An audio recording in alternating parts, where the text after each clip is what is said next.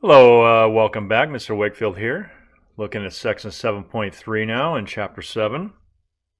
And a lot of close similarities between the last section 7.2, and which was dealing with arithmetic sequences, and this current section. The difference is that with arithmetic sequence, you always added, and that could include subtraction as well. You can see here we subtracted 2 to go from one term to the next. Okay, it was always that same thing. You always subtracted 2. And when it was subtraction of a positive number, that made the D number negative because the D number officially is the thing that you add. So if you subtract 2, it's the same thing as adding negative 2. Sometimes you added a positive number. 4 plus 3 is 7. 7 plus 3 is 10, and so on. And so that would make the D equal to 3. With today's sequences, though, instead of adding or subtracting the same amount, we're now going to be either multiplying or dividing the same amount. Okay, and that same amount now, instead of being called the common difference, or D for short, now it's going to be called the common ratio, or R for short. The letter R will be used in this case. Okay. And so let's talk about that. You see here in this first example right here, notice that you multiply by 2. 3 times 2 is 6. 6 times 2 is 12. 12 times 2 is 24, and so on. Okay, that's an example of a geometric sequence. You're multiplying by the same amount, and that amount is 2, and so we call R 2. Okay, and that would be a geometric sequence when you multiply by the same amount, going from one term to the next. Also, like I said, if you divide by the same amount, that also will be a geometric sequence, but we just got to be careful to identify correctly what the R is, what the R number is. Let's talk about that. You can see here that 27 divided by 3 is 9. 9 divided by 3 is 3. 3 divided by 3 is 1. So you can clearly see in this sequence that you are what? You are dividing by 3 every time, aren't you? You don't have to write this down here. I'm just showing you an example here to help you understand that division also counts here for geometric sequences. But when you divide by 3, remember R, you guys, officially a geometric sequence is when you multiply by the same amount. All right, just like the D number in the last section was officially the thing that you add, even though subtraction plays into that, like we said. So when we divide by 3, that does not mean that R is 3, okay? It means that R, and let me give you an example here. If you divide by 3, for example, let me just write it down here. If I divide by 3, you guys, 6 divided by 3, isn't that the same thing as taking that same number 6 and multiplying it by the reciprocal of 3, which is 1/3? Okay, so if you're dividing by 3, it's the same thing as multiplying by 1/3. Isn't this going to be the same answer here? 6 over 1 times 1 over 3 is going to be the same thing. Okay, so if you're dividing by 3, the R then would be 1/3, and I'll prove it to you here. Okay, isn't it true that 27 times 1/3? Okay, maybe you see it already, but I'll just write it down just to prove it to you. Isn't it true that 27 times 1/3, wouldn't that be equal to 9? Which is what it's supposed to be equal to, the next number there. And isn't it true that 9 times 1/3 would be equal to 3? Okay, so when you divide by a common number, it's the same thing as multiplying by the reciprocal of that number. Okay, remember 3 is the same thing as 3 over 1. And so if I flip 3 over 1, which is what the reciprocal means, right? So when you flip a fraction, 3 over 1, flipping it over, that would be 1/3. So if you're dividing by the same amount, that's also geometric sequence, but just remember that the R is the reciprocal of the number that you're constantly dividing by. Whereas when you're multiplying, since the R already is supposed to be the thing that's being multiplied, okay, you don't need to change that. You don't need to take the reciprocal to figure out the R. It's just whatever you're multiplying by, that stays the same. Okay, again, whether you're doing the reciprocal or not, the important thing is that the R is the number that you are multiplying by. Okay, so that's why we had to change it when it was dividing. Let's do one more here. Notice here in this one, 36 divided by 2 is 18. 18 divided by 2 is 9. 9 divided by 2 is 9 over 2. And so clearly here, this is a geometric sequence because you keep on dividing by the same amount. You keep on dividing by 2 in this case, right? And like I said, if you're dividing by the same amount, the r is not equal to 2 there. It's equal to the reciprocal of 2. And since 2 is the same thing as 2 over 1, the reciprocal is 1/2. Okay, so just want to make sure you understand the dividing situation there when you are dividing by the same amount each time. Okay, so whether you're multiplying or dividing by the same amount each time, that's going to be a geometric sequence in that case. All right, and so we have these formulas. All right, very similar, but certainly different in some ways from the formulas we saw in 7.2. All right. Notice here that, in fact, I'll look at it side by side here for you. Let me find it here. Oh, here it is. Remember we had these formulas the other day where we had AK and AN, okay, in section 7.2. Let me get this out of the way just to get it so it doesn't get in the way there. We had AK and AN. Well, same thing here, AK and AN.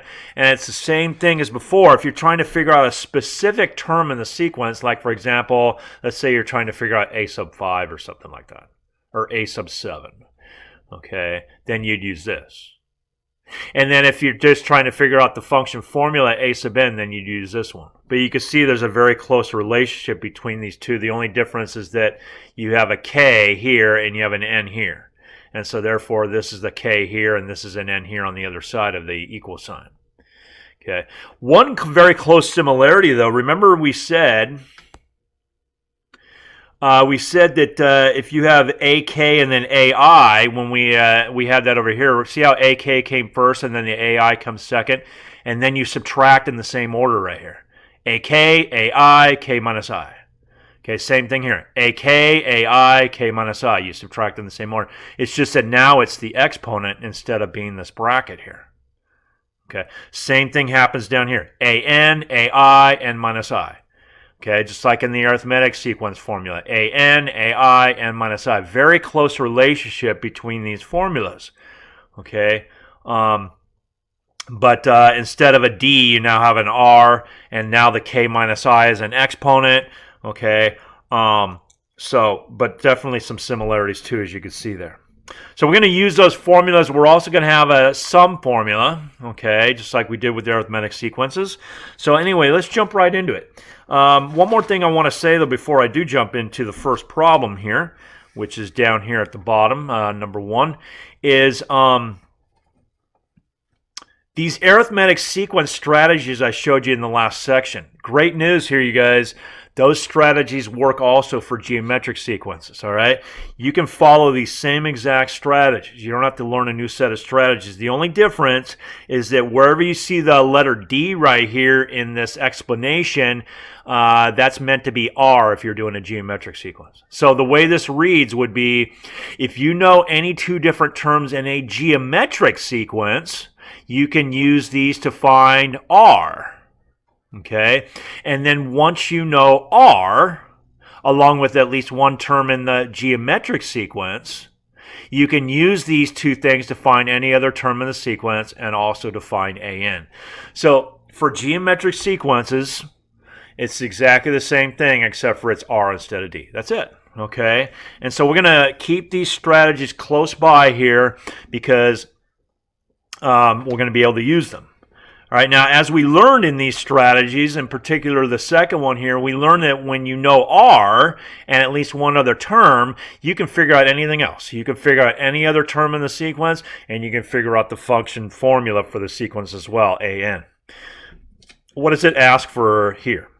Okay, it asks for both of those things. It asks for a specific term in the sequence, A5, but it also asks for the general function formula, AN. It gave me those two things that they said we needed. It gives us one term in the sequence. The third term is equal to -2, and then it gives us the R. Okay, so we can then figure out any other term in the sequence, including A5. Okay, and then we can also figure out AN. Let me write that down over here off to the side here. Okay, now, how do we figure out A5? Remember when we did arithmetic sequences, if you wanted to figure out a specific term, you plugged it into the formula that had the K in it, okay? A sub 8, okay, and then you did all this stuff here. We're going to do that same thing with geometric sequences. It's a very similar format. Let's bring it up here to the actual geometric sequence formula. A sub 5. Remember, we do AK when we're trying to figure out a specific term of the sequence. Okay? What this says here, just like with arithmetic sequences, is that if you want to figure out A5, what you do is you take any other term in the sequence that you know, and you put it here. Since we know the third term, I'm going to put A3 right there. Let me zoom in a little bit there, more for you there. And then you put the R right here. What is the R in this case? It is 4, right? Okay. R is 4. That's how I knew that. So I put it in there. Okay.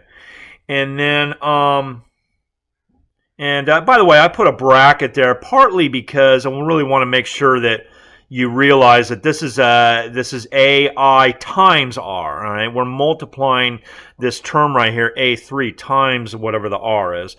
The bracket really highlights that, and so there's no confusion. All right, so I would recommend you do that. Then what we do, just like we do with arithmetic sequences, is that when you have the 5 here and the 3 here as those two little sub numbers underneath the A's, when you got the 5 and the 3 in that order, that means that this part right here is 5 minus 3. Okay? So when you got the 5 and the 3 in that order, all right, you would say 5 minus 3 right here. What is 5 minus 3? It is 2. Okay? And so if this had been A6 and A3, then this would be 6 minus 3, for example. And so then it would become an exponent of 3. All right, but because it's 5 and 3, we get 5 minus 3 equal to 2 right there. Okay, now let me go and bring that down. Let me transfer what I just wrote. Let me bring that down here. And we get right there. And now we just need to plug in the negative 2 right there. Okay. Like that. And again, I like to use a parenthesis with the A3 as well, just to highlight the fact that these the A3 and the R are getting multiplied together. The parentheses do that. They highlight that. So then we just need to figure out what this is equal to. Just do order of operations. Okay, that would be exponents first before multiplication. And so the fifth term then must be negative 32. Okay. So we did it, negative 32. So that's the fifth term of the sequence. All right. Now you might be thinking, oh, hey, if we keep on multiplying by 4 each time to get from each term to the next term, why didn't I just multiply negative 2 times 4 to get the fourth term, which would have been negative 8, and then multiply by 4 again? I would have gotten this answer that way. You could have done that. I'm not saying you couldn't have. I just wanted you to get used to this formula because in the tougher problems I'm going to see coming up, you're going to want to be able to know this and know how to do this because it's not always going to be that easy to find A5 just by multiplying by the R a couple of times to go from the third term up to the fifth term. Okay.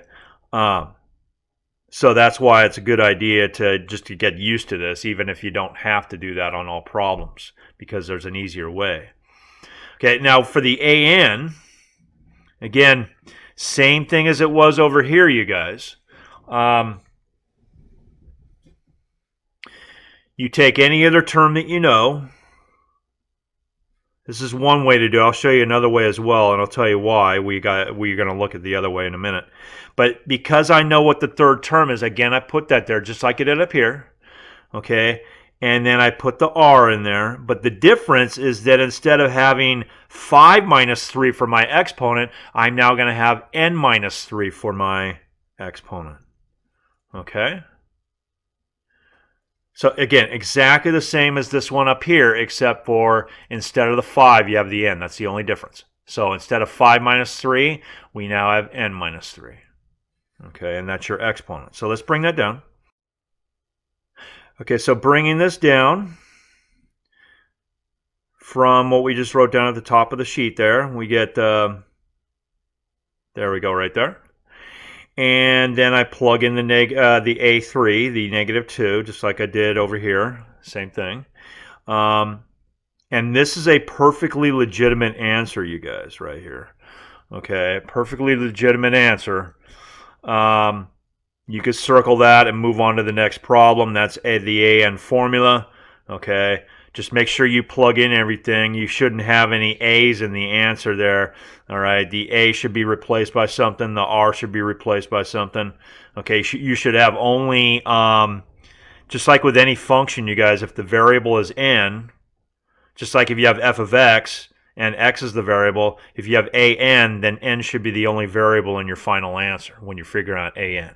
N should be the only variable. So you shouldn't have A3 in there because there should be no other letters besides N. Okay, and that's why this is legit. Okay, now, one other thing I wanted to point out to you guys, you don't have to do this, but in the back of the book, if you like to check your answers in the back of the book, which I always recommend just to make sure you're doing it right, they like to write the answer a little bit differently. And again, if you want to write it this way, that's fine. But if you want to check your answers with the book just to be sure you're doing it right, this is how they write it. Okay, they actually figure out what the first term in the sequence is, and they put it here. Okay, so the textbook method, which, like I said, is optional, but is they use this. They use this formula right here, the specific formula. It's still the same formula. It's just that instead of using A3, they're going to use A1. Now, you might be thinking, well, wait a second. If they're going to use A1, how can we use that here? We don't know what A1 is.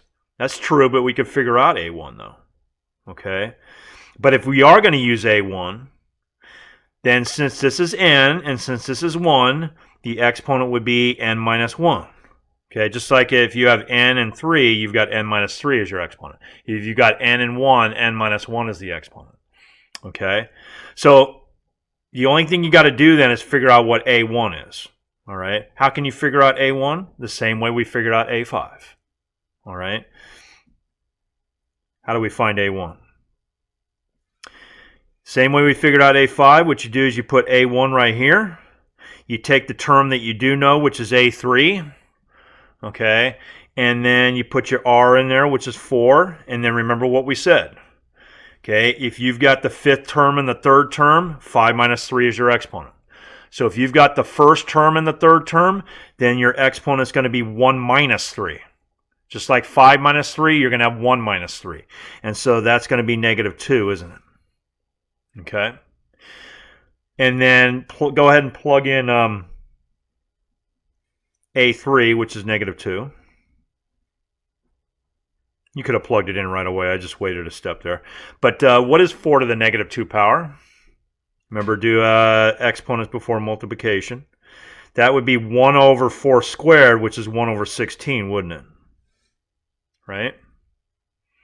1 over 4 squared, which is 1 over 16. And then if I multiply these two things together, -2 over 1 times 1 over 16, which would be -2 over 16, reduces down to -1 over 8. You then bring that up here, and you get -1/8. And you don't need when it's a fraction, if it's a regular number like -2, definitely put a bracket. Well, actually, in that case, you don't even need it either. I like to put it there, but as long as there's a bracket next to the -2 or next to the -1/8, you don't need it. Okay, that's okay to leave that out, but do put a bracket around the R to make sure that it really is clear that that is multiplication. All right, and it's also clear what the exponent applies to. All right, so always put a bracket around your R. Okay, but you don't need one for the -2 or the -1/8. In other words, the A number that's in front of the R, you don't need it there. All right, but it never hurts to put it. So I put the A1, replaced it with what it's equal to there. Okay, and then you've got your formula there. Okay, so it's just a different way that the textbook does it in case you're checking your answers. All right. But you could do this way as well. Okay. And this is perfectly fine. It's just that this way allows you to check your answers in the book. That's all. Okay, next one. This time it's written a little bit differently, but that's okay. Remember, it tells us that it's a geometric sequence. It says that. Okay, so because of that, we know that there's a common ratio. We know that there's a common number that we multiply or divide by each time to get from one number to the next. So remember what we said with arithmetic sequence strategies, same thing with geometric sequence strategies. If you don't know what the R is yet, okay, you can figure that out by taking two different terms in the sequence, and we've got more than two here, actually, so we're good. We just need at least two. You take any two, though, of the geometric sequence, and you can use those to figure out what the R is, okay?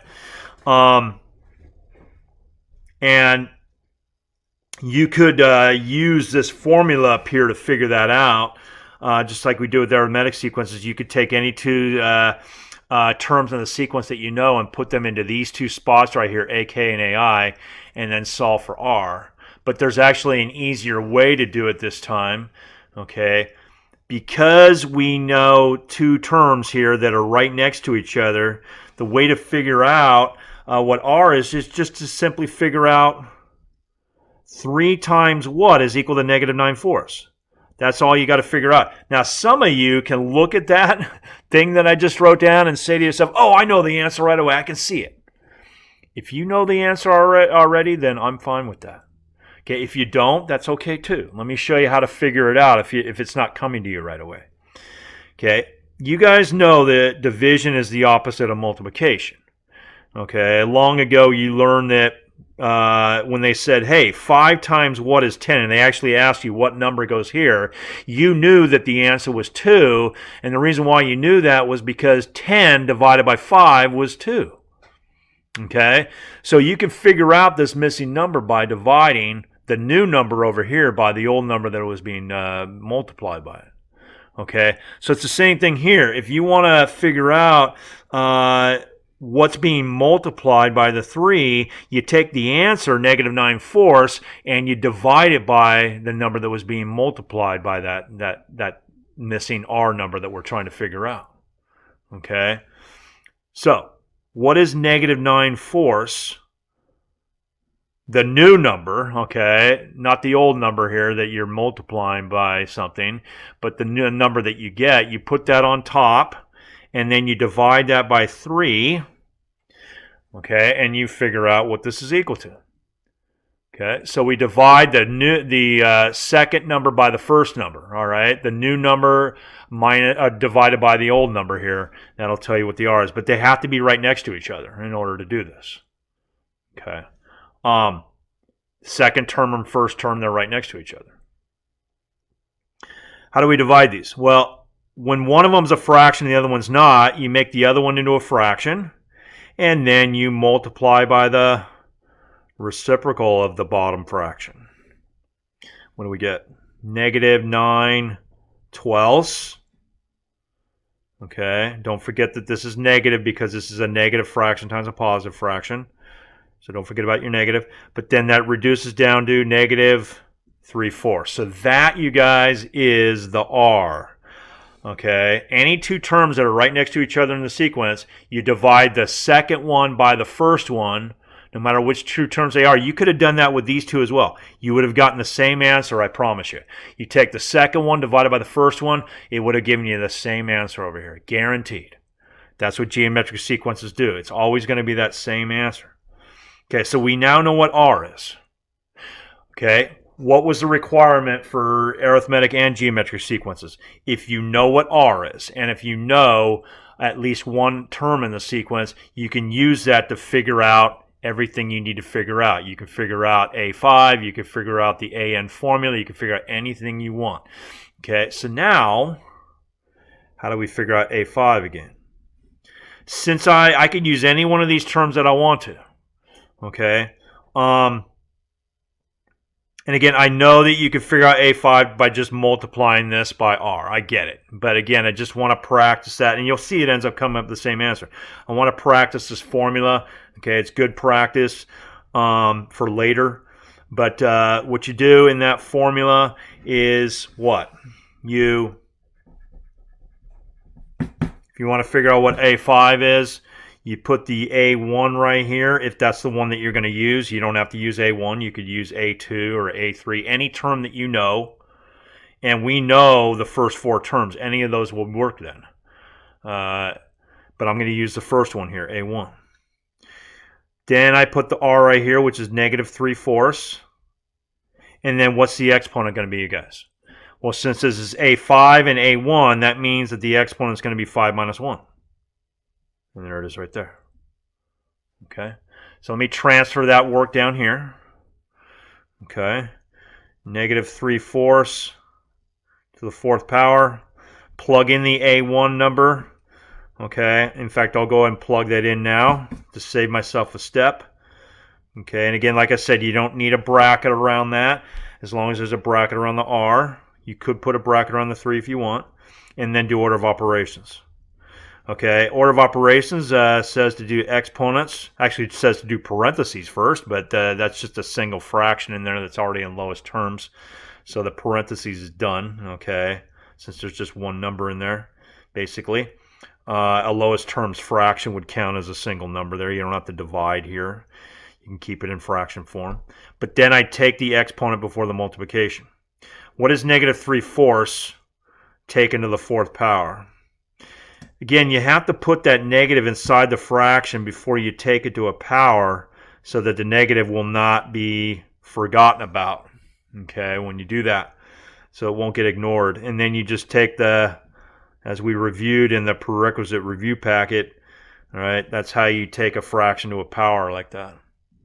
Okay, and we get what? We get 81 over 256. So we bring that down. So we got 3 times 81 over 256.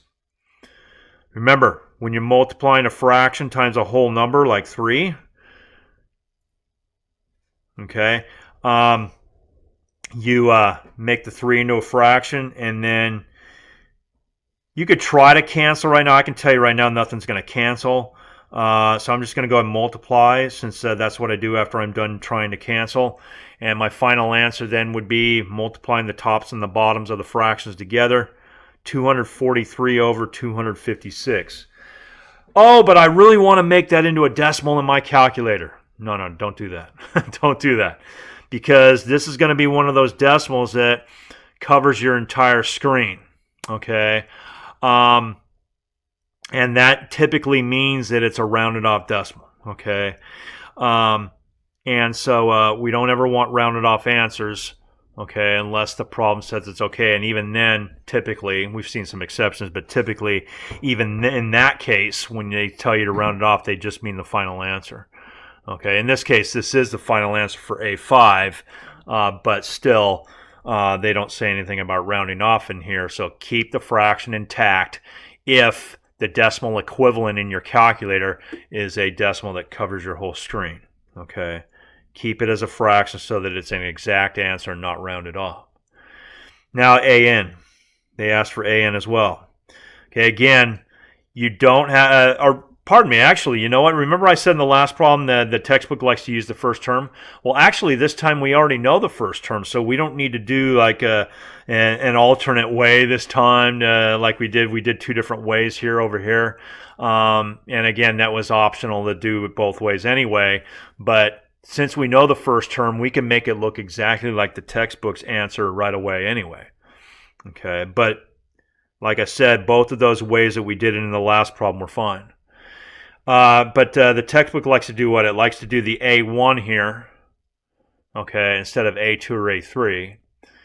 But if you do that, then the exponent is n minus 1. So how is this going to look then? We put the, let me just rewrite the formula again here just to get used to it. This is the formula when you're going to use A1. The A1, though, gets replaced by 3 because 3 is the first term, and that's what A1 means. A1, by definition, is the first term of the sequence. So I replace that with 3.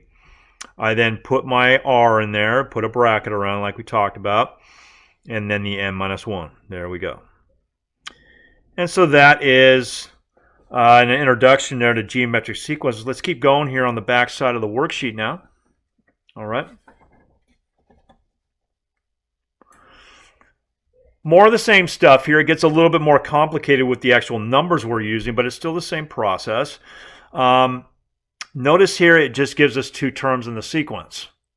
Okay, but they're not right next to each other this time. Okay, in the last problem we had a bunch of terms in the sequence, but you were able to figure out r more easily because you could just take 2 numbers that were right next to each other and just divide the second one by the first one, and that tells you what was being multiplied by the first one to get the second one. Did you notice that there, you guys? 3, if you take the negative 3/4 and you multiply that by 3, it is equal to this. It actually works. Okay? And so dividing the second one by the first one, sorry about that, dividing the second one by the first one will give you that missing r number in a geometric sequence. However, this time, though, this is different because these 2 things are not right next to each other, okay? One of them is the 3rd term and one of them is the 8th term. Not going to work, okay? But that's okay. We saw something similar to this back in arithmetic sequences. In 7.2, we saw when you have the 12th term and the 20th term, which are clearly not right next to each other, we were still able to figure out what the common difference was, d, all right, by plugging in both of those things into the AK formula. Okay, same thing here with geometric sequences. Let me show you how that works. All right.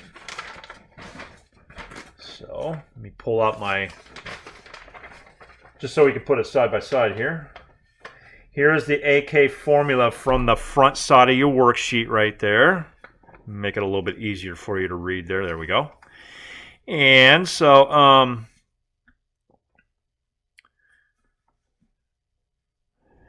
we do the same type of thing that we do with arithmetic sequences where you put, and it doesn't matter what order you put it in here, you could put the A3 first and the A8 second. See how I'm doing? I'm doing A3 here and A8 there.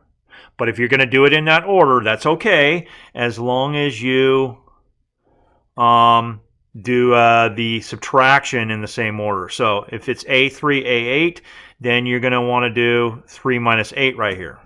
I don't need to write down 3 minus 8. I can just figure it out. What is 3 minus 8? 3 minus 8 is negative 5. Then I plug in these particular numbers, 5 and 1 over 625. And then what ends up happening is that r is the only variable left, so I can get it by itself. But how do I get a variable by itself when it is taken to a negative power? We saw this, I believe, once before, but that's not a whole lot, so let me remind you, okay? Usually, when you're trying to solve for a variable that's taken to a negative power, you guys, what you do first is get rid of that negative exponent, because those negative exponents are kind of tough to deal with. It's nice to get rid of them if you can. You can see I did that right there. R to the negative 5 is the same thing as 1 over r to the 5th. And now how am I going to get that by itself? The r I'm talking about. What you do is, what I'm thinking here, you guys, is if I multiply these fractions together, it's going to be just a single fraction then, isn't it? If I multiply those 2 fractions together, and then on the other side I have just a single number 5. So if I make that into a fraction also, and we've seen this a number of times this semester, when you have a single fraction on each side of an equation and you're trying to solve for the variable, okay, and there's nothing outside those fractions, just a single fraction on each side, you can what? You can multiply both sides of the equation, or pardon me, not multiply both sides, cross multiply is what I meant to say. All right.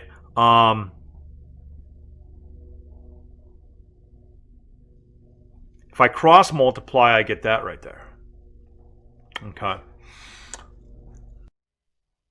Now, as we move to the next step here, I want to remind you that when we have a variable taken to a power, In this case, the variable is taking the fifth power. If there's no other variable in the equation other than that one single letter right there taken to a power, and it's a normal whole number power like r to the second or r to the third or r to the fourth or even r to the fifth, what you want to do normally in that case is you want to get that by itself.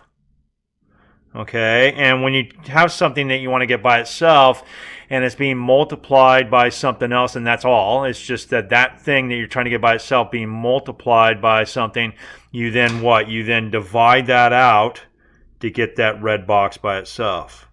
This is assuming there's nothing else over there on that side of the equal sign besides the red box that you're trying to get by itself and what it's being multiplied by. But then that will then get that red box by itself. And as we learned in a previous section, let me show you that. This is back from section 4.2. We learned that if you have a variable taken to a power and a constant on the other side, what you do is if it's an even power, you got the double radical here. But if it's an odd power, which 5 is, you just have the one single radical.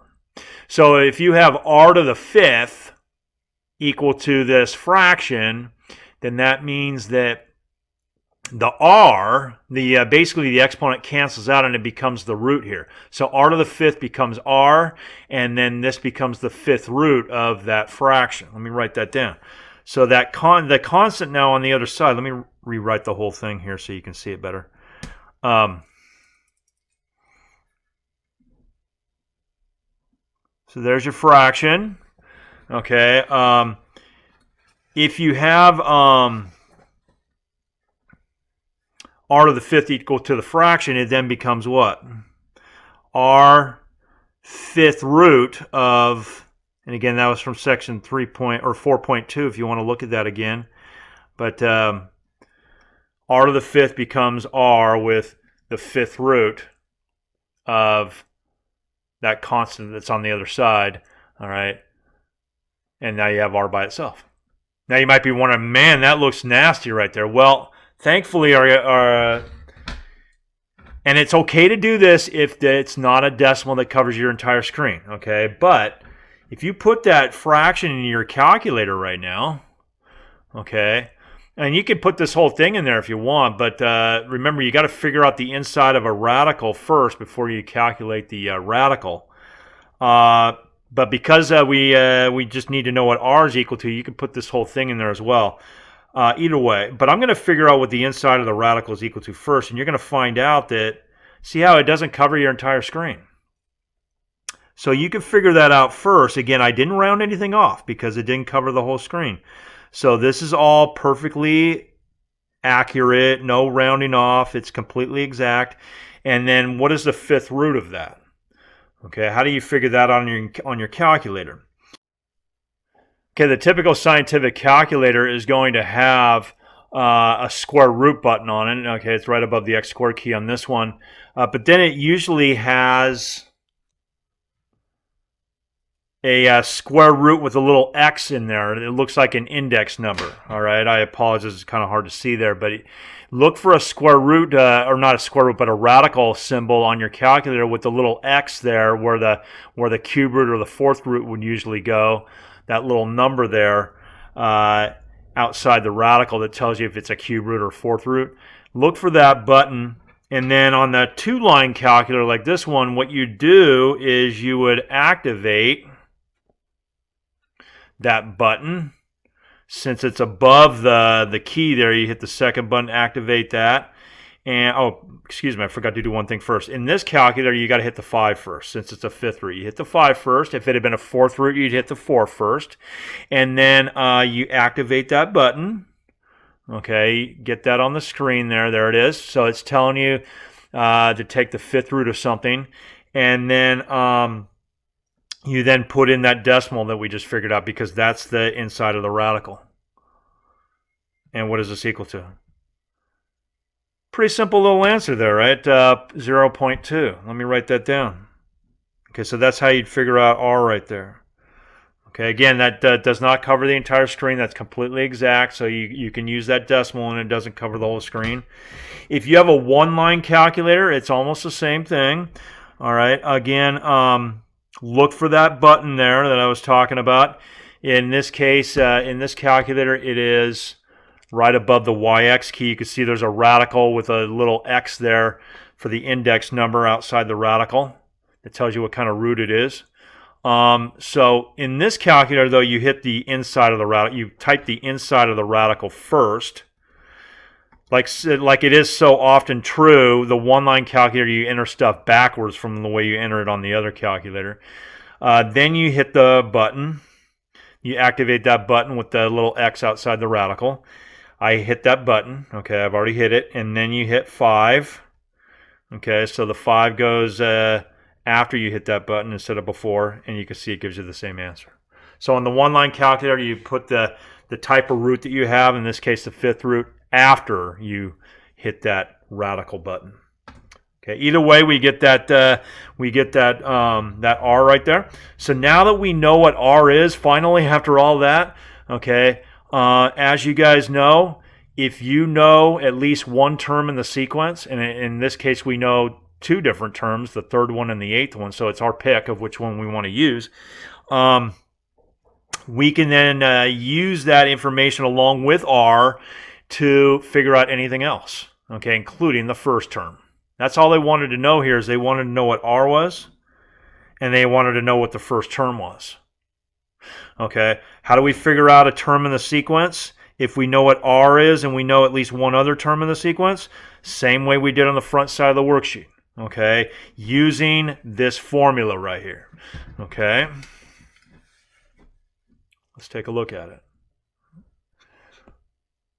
So we have what here? We know that A3 is equal to 5. Let me just move that over here so I don't have to zoom out the screen here.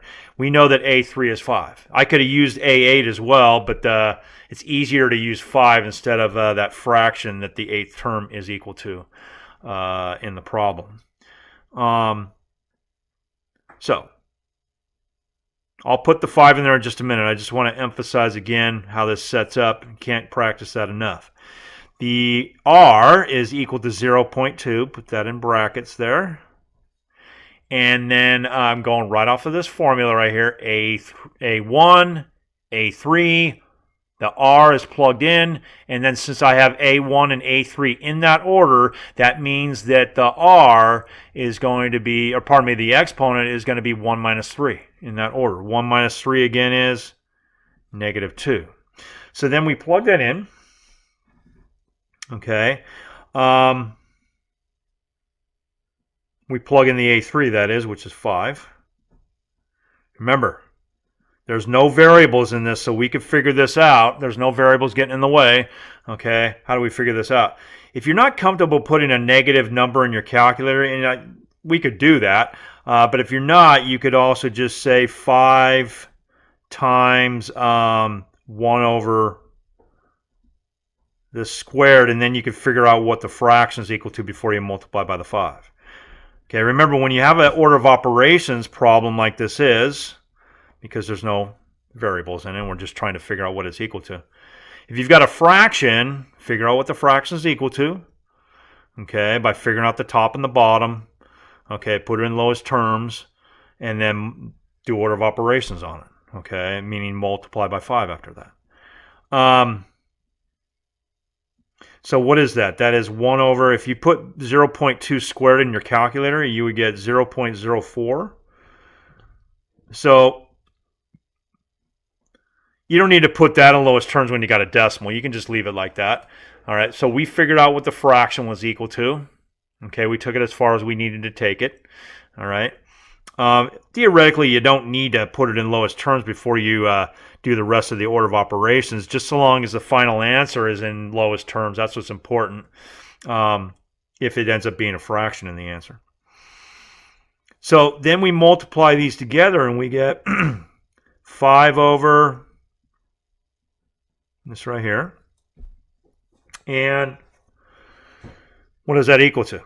if I put that in my calculator, okay, remember what I said before, you guys, if you get a fraction as an answer, before you try to put it in lowest terms, and we don't normally cancel when we have decimals anyway, but as I told you, even before you even consider lowest terms, try to divide it. Try to actually divide the top by the bottom, and if it divides evenly, great, okay? Just as long as it doesn't give you a decimal that covers your entire screen, okay, you can use the decimal. Unless the problem tells you not to do a decimal, that's fine. Okay. The important thing is we get an exact answer. So what is 5 divided by 0.04? And it doesn't not only does it not cover the entire screen, but it's a nice whole number. It's 125. And so that is the A1. Okay, so we did it. We figured out what R was equal to, and we figured out what A1 was equal to. So when you are just given two terms in the sequence, okay, unless you're able to figure it out more easily like we did in number 2, all right, use this formula here to figure out the R, and then once you know R and you know at least one term in the sequence, in this case we knew 2, you can then use this AK formula to figure out any other term in the sequence, any other term.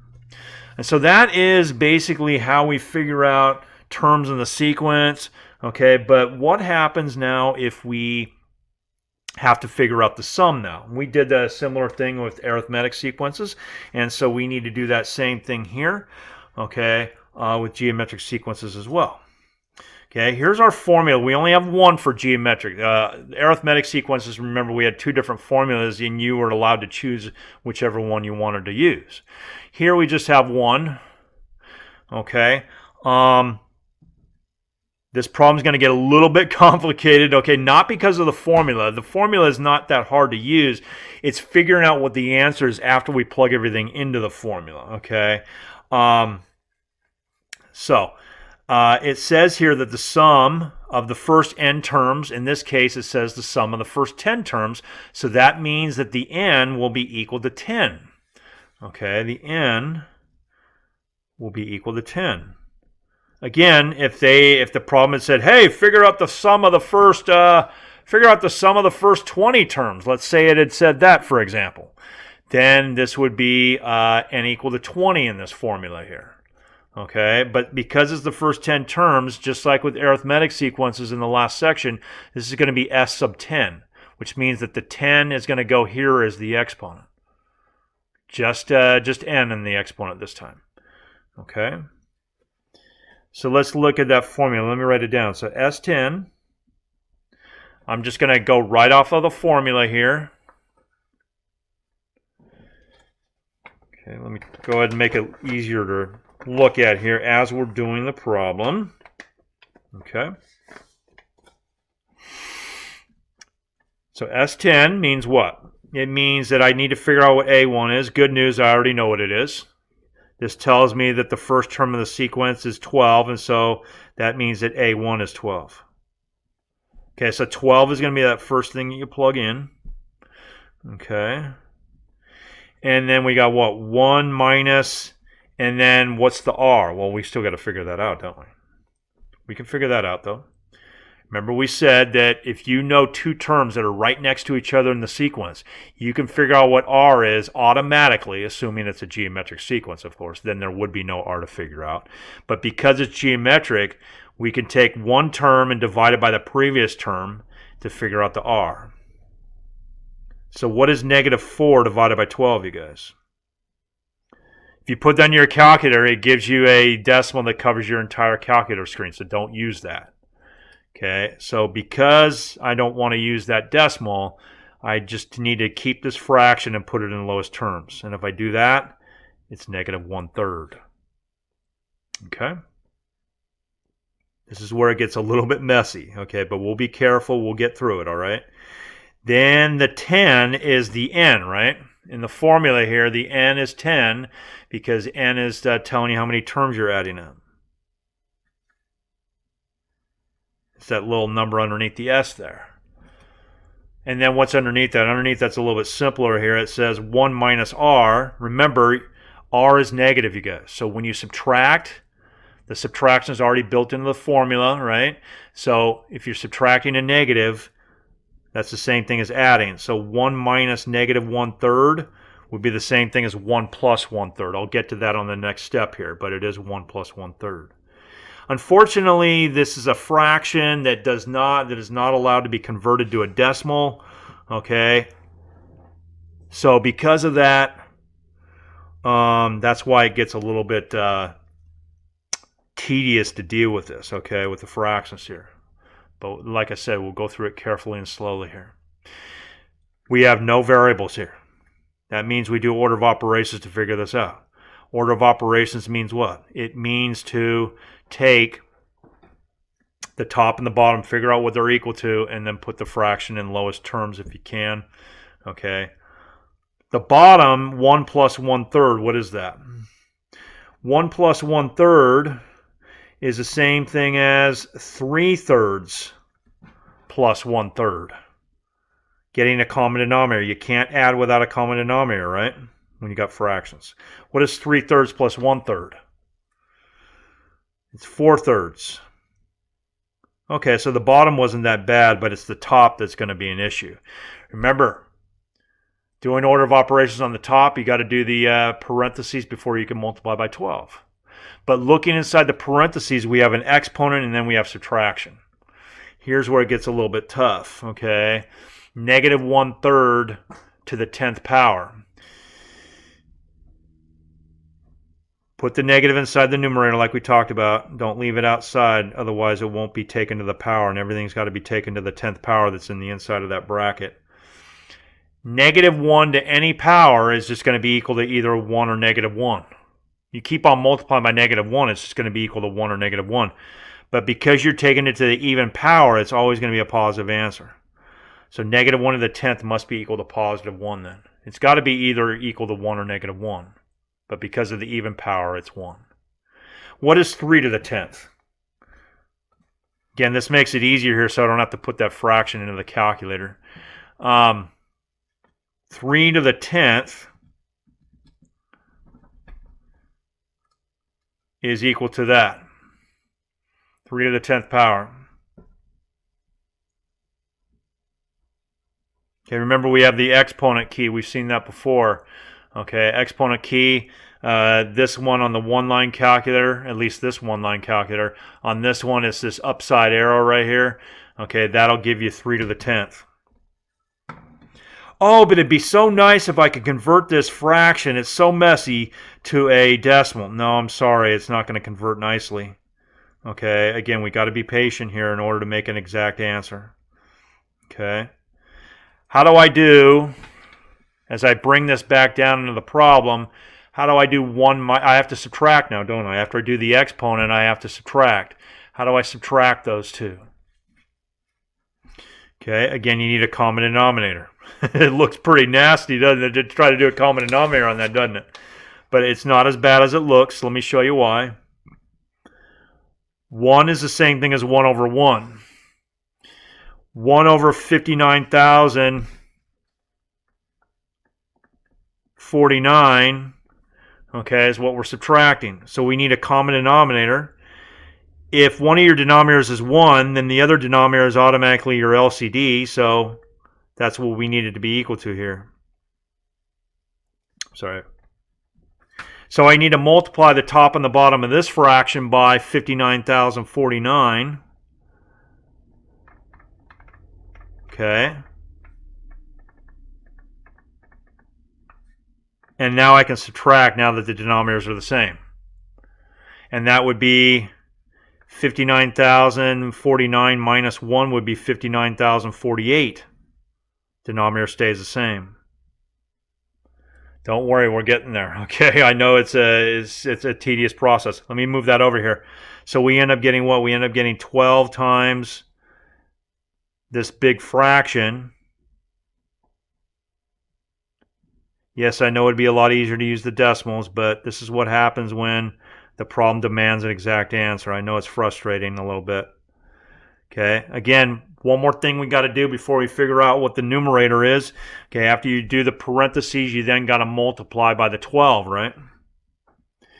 And as always, you guys, when you multiply a fraction times a normal whole number, you make the 12 into a fraction as well. Okay, and then I'm not going to expect you guys to, when you multiply fractions, you try to cancel first. I'm not expecting you to do that when the fractions are that big. Again, what's important is that we multiply. We're not at the final answer yet anyway, so getting into lowest terms is not important when you're not at the final answer, okay, for that particular thing that you're trying to figure out. So you can just multiply without doing any canceling there. No cross canceling is needed right now. What is 12 times 59,048? Multiplying the tops together here. That would be 708,556. 708,556. This is why it's so good to have calculators. And then on the bottom, it's just 59,049 because you're multiplying it by 1 there. Okay, finally, you guys, we know what the top and bottom are equal to. It's okay that they're equal to fractions. If you have a single fraction on the top and the bottom, that means that you now know what the top and the bottom of the fraction is equal to. You can now figure out what this is equal to by dividing.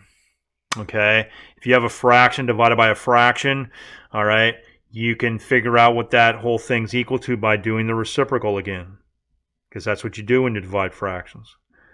And again, as I convert this to a multiplication problem by doing the reciprocal, you guys, because the numbers are so big, I'm not going to require you to try to do any canceling. That's okay.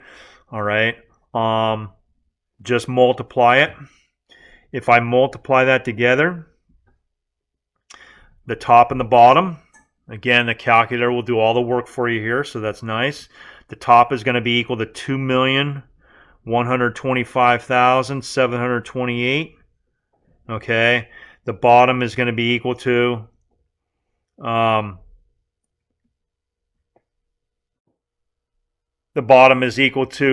let's figure that out, 59,049 times 4.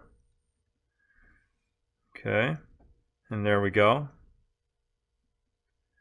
right, now, like I said, when the numbers are this big, you don't need, we got a fraction answer, right? Usually you put this in lowest terms or try to make it into a decimal if it's not one of those cover the whole screen type of decimal. So because the numbers are so big and because the problem doesn't restrict you from making it into a decimal if you really want to, let's try to make it into one and see what happens. 2,125,728. Let's divide that by the bottom there of the fraction. Let's see what happens. Okay. Okay, as you can see, it covers your entire screen there. All right, so it's a rounded off answer. Don't use that, but that's okay though. I'm not going to make you put this in lowest terms. All right. So we tried. Because it's rounded off, since it covers the whole screen, don't use that since the problem didn't ask you to round off. Just keep that answer there. And like I said, I'll never demand that you put a fraction in lowest terms when it has numbers like that. So you can leave it like that. That's fine. Okay, and that, believe it or not, is the sum of the first 10 terms. I guess it's not too big of a surprise, okay, since you start to see here even the third term and the fourth term are fractions, so the rest of them after that are probably going to be fractions too.